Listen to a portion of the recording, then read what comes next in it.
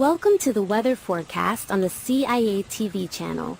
Dear friends, in today's forecast, we'll continue to break down what you need to know about the weather that will affect the United States over the next 7 days. More severe weather is on the way, including the threat of damaging winds, very large hail, and more tornadoes. We'll start with what's happening across the country today.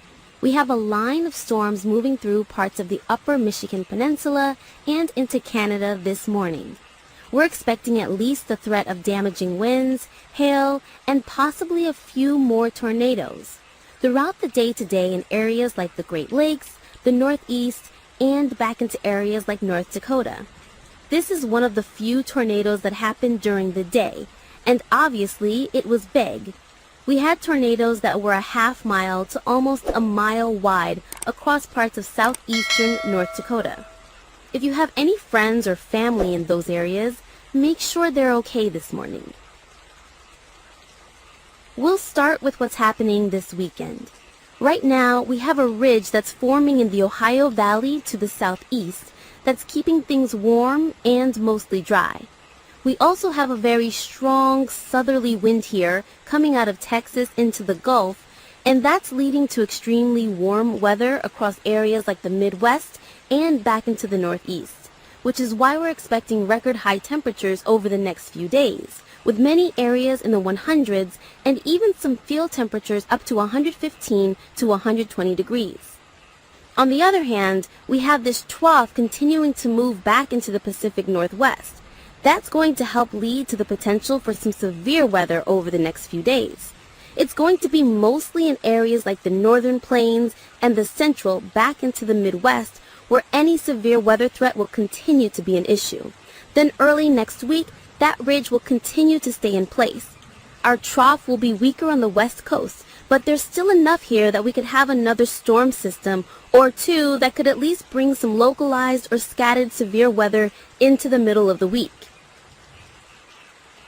We're going to start to get some more zonal winds, which will help things at least be a little bit quieter, but any severe weather that we do see over the weekend will be mostly back in the northern plains, the Midwest, and back into the Northeast as well, while things will be pretty quiet, I think, across the southern plains and the Southeast next weekend.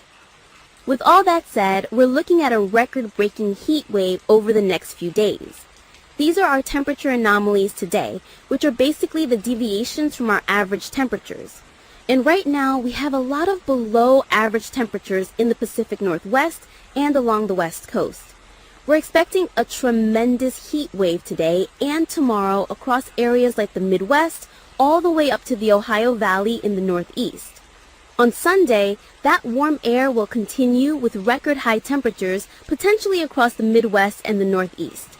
Going into Monday, much of the warm weather will start to shift further east to include areas primarily from the mid-Atlantic back to the Northeast, where record high temperatures will continue into the middle and end of this week.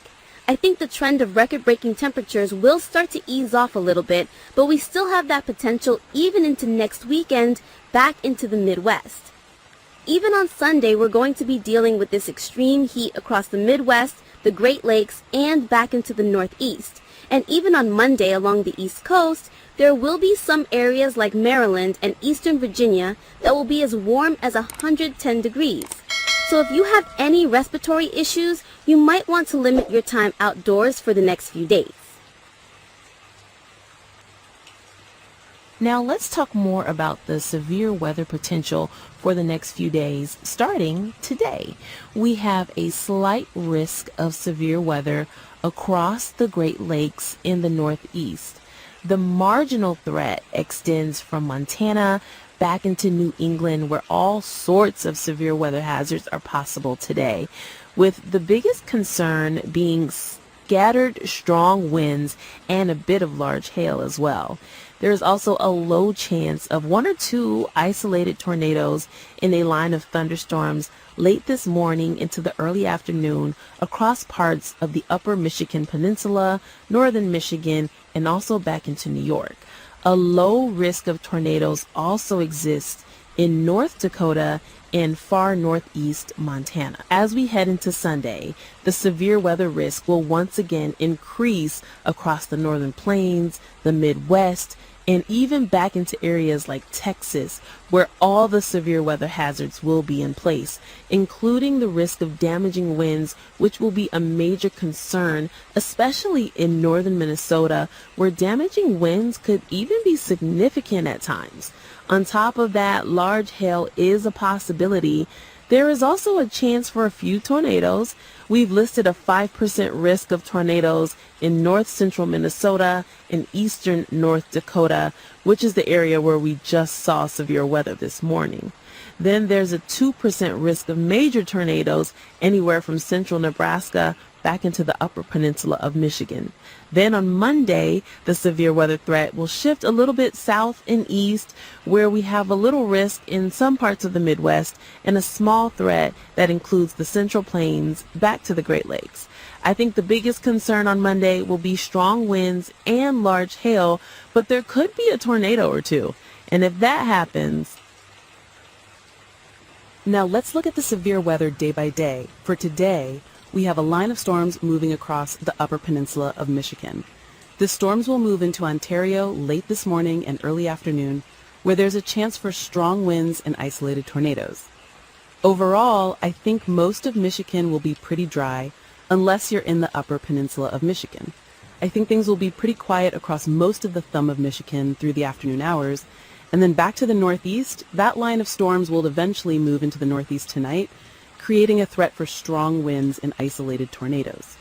Then there's going to be a line of storms here across the northeast as we head into Sunday morning, mostly rain, not a lot of severe weather in those areas.